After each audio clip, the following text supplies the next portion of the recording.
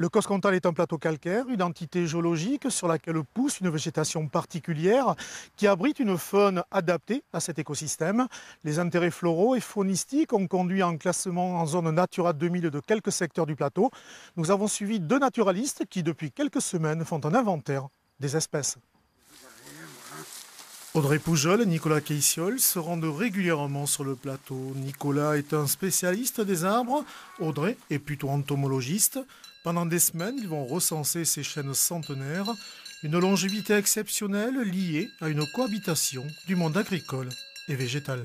C'est vraiment l'élevage qui a fait qu'on a conservé ces arbres parce que les agriculteurs savent qu'un arbre, ça peut protéger les bêtes du vent, de la pluie ou du soleil. Qui plus est, un arbre, on peut le tailler, l'émonder, donc on va utiliser la feuille pour nourrir les bêtes en période de disette. Et aussi, ces arbres, ils avaient d'autres fonctions. Ces arbres, ils servaient aussi dans le partage familial. Souvent, on disait, à droite, ce sera à ta sœur, à gauche, ce sera à toi. C'est des arbres aussi qu'on a conservés parce qu'on était un peu loin des villages et les villages avaient besoin de bois pour les constructions des charpentes. Et donc du coup, comme on est sur des zones un peu reculées par rapport à des secteurs d'habitation, mais ces arbres ont été préservés.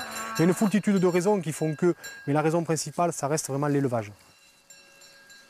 Au fil du temps, une partie du bois se décompose et meurt, mais l'autre continue de vivre, la sève circulant dans les fibres proches de l'écorce.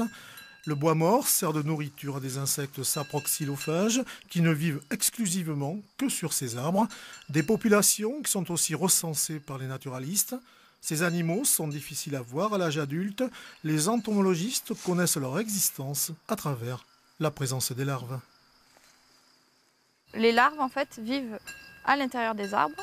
C'est les larves qui se nourrissent du bois mort, qui vont y vivre durant plusieurs années. Ça peut aller jusqu'à 3 ans, par exemple pour le pic-prune qui vit dedans.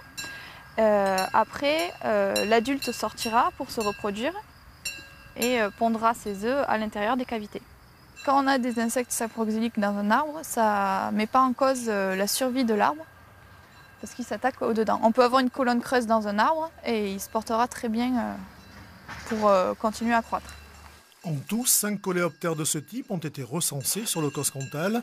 Le classement en site Natura 2000 va permettre de protéger cette biodiversité et de signer des partenariats avec des agriculteurs pour pérenniser cet écosystème pratiquement unique en France.